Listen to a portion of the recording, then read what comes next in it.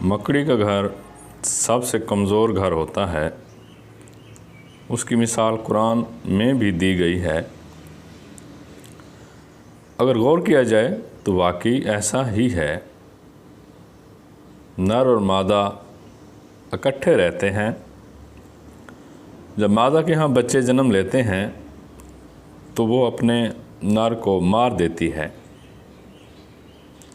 جب بچے پل جاتے ہیں تو وہ ماں کو مار کر گھر سے باہر پھینک دیتے ہیں۔ یہ ان کی فطرت ہے کہ ان کے دل تنگ ہیں۔ جب ایک دوسرے کی ضرورت محسوس نہیں کرتے تو مار دیتے ہیں۔ دنیا کی مثال بھی ایسے ہی ہے۔ پھر ہمارے گھروں میں انا کا راج ہے۔